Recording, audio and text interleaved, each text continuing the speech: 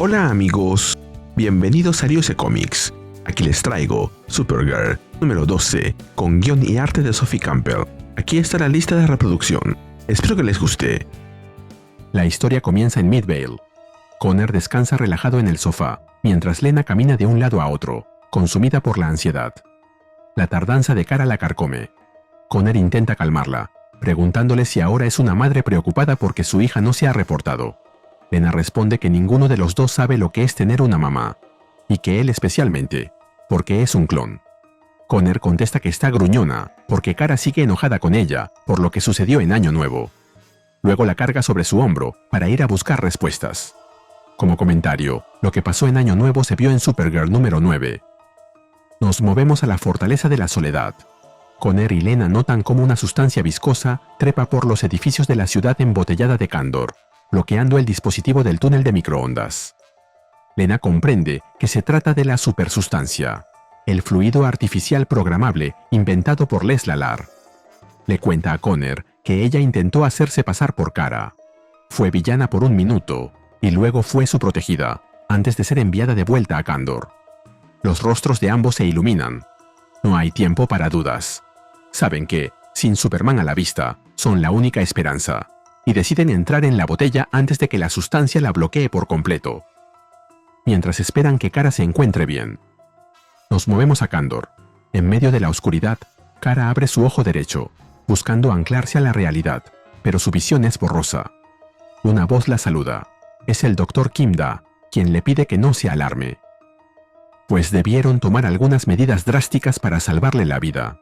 Allí vemos a Supergirl convertida en cyborg, una mezcla de carne, hueso, metal y cables. El terror y el pánico se apoderan de su rostro al observar con incredulidad aquello en lo que se ha convertido. Kara le exige respuestas al doctor. Él le explica la cruda verdad. Ella estaba al borde de la muerte, destrozada entre los escombros de la Torre de Son. Su anillo amarillo de Norcan había desaparecido, y sin él, su fisiología mejorada se había ido y habría muerto.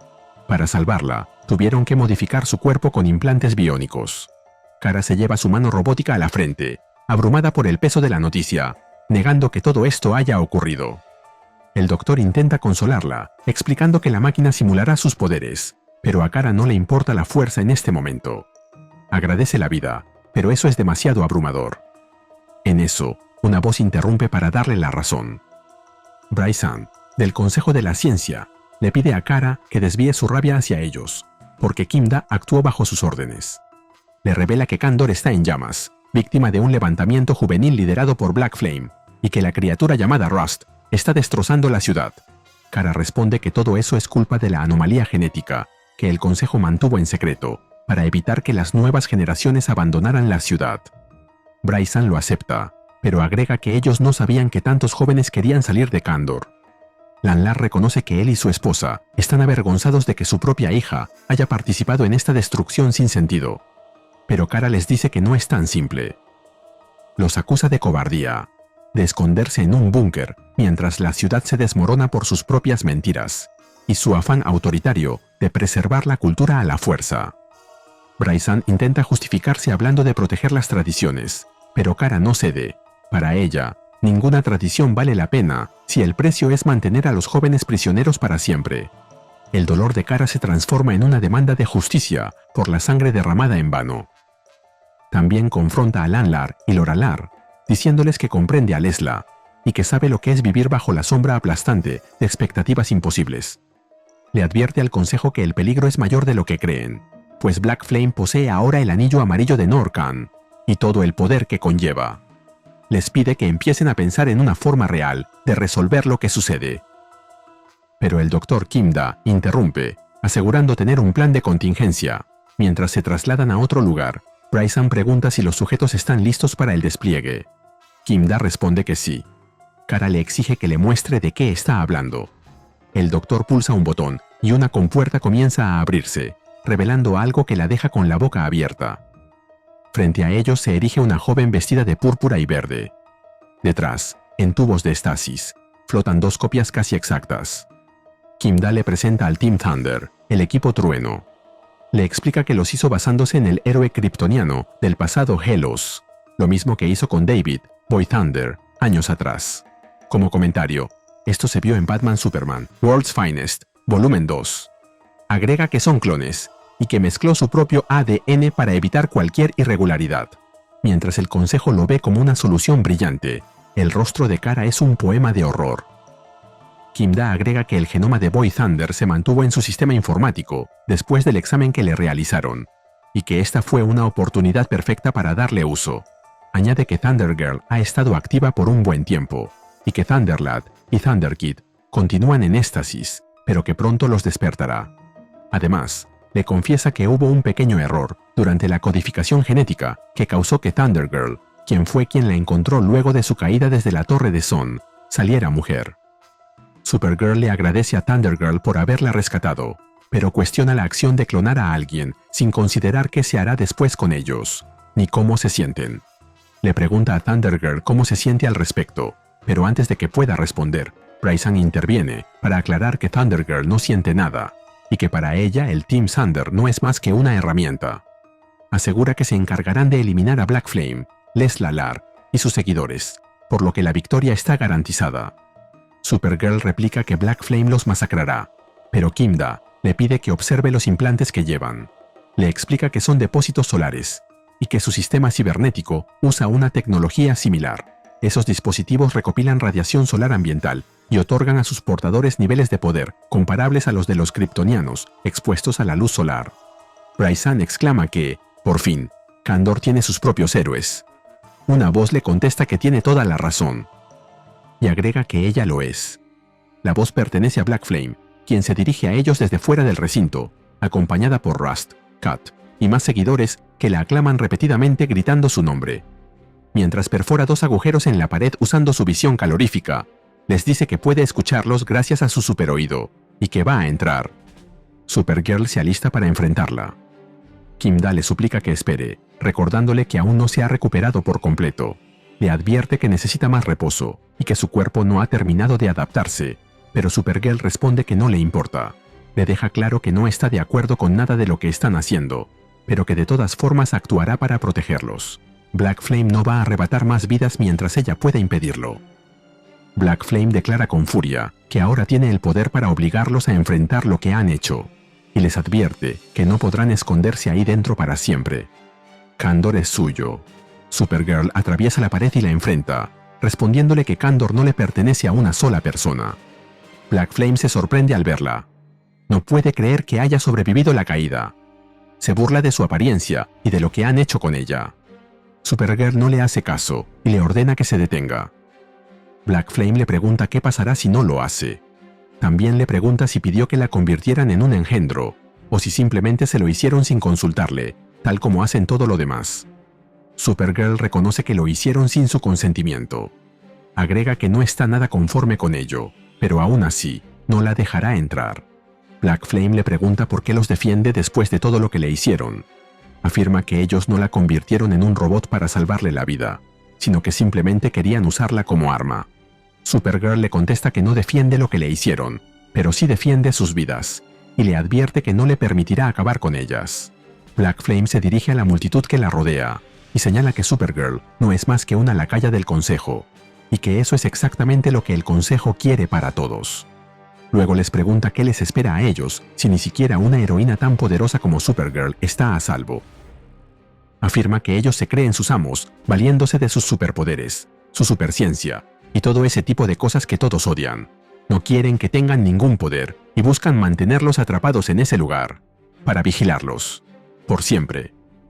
Mientras se lanza al ataque, finaliza diciendo que ahora ella tiene poderes y que ellos también pueden tenerlos. Solo tienen que tomarlos. Si aprecias lo que hacemos en News Comics, regálame un me gusta, suscríbete y activa la campanita. Gracias. Saludos a Tino Reales. Black Flame ataca a Supergirl con su visión calorífica, dejándola de rodillas. Pero Kara se da ánimos a sí misma, segura de que puede con la situación. Le pregunta a Zora si eso es todo lo que tiene.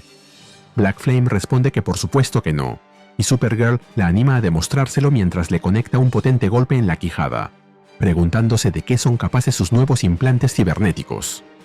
Black Flame la coge de la muñeca y se la aplasta, burlándose de que su brazo robótico no era tan débil como parecía, ya que sintió el golpe. Luego la patea en la cara. Supergirl reconoce con frustración que no logra controlar bien sus implantes. Es como moverse bajo el agua. Además, su brazo está completamente destrozado.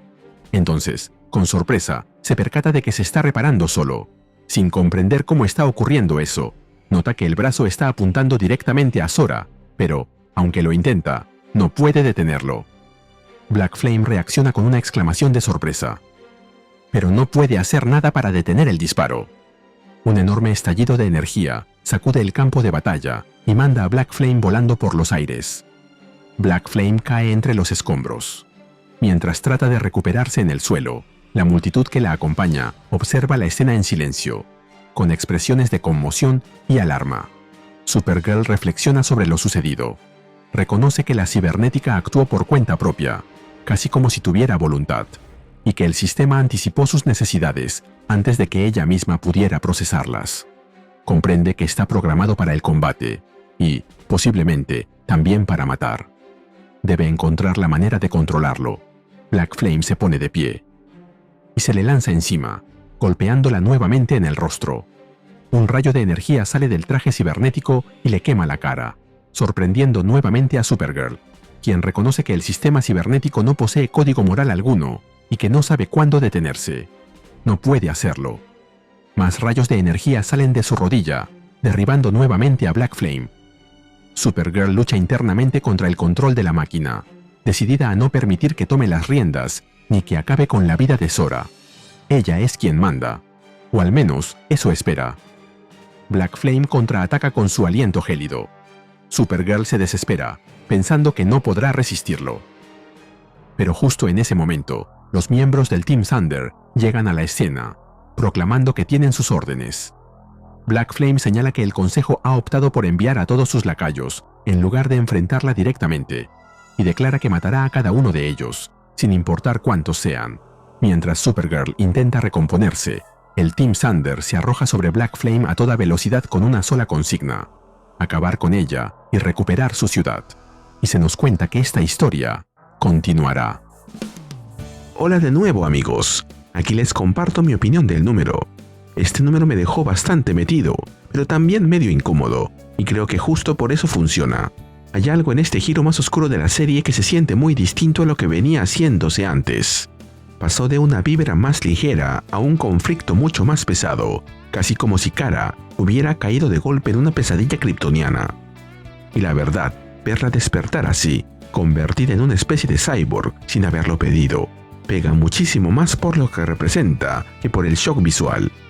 No es solo que se vea brutal, es que otra vez alguien tomó una decisión enorme sobre ella sin su consentimiento. La próxima vez la veremos con un bebé en brazos.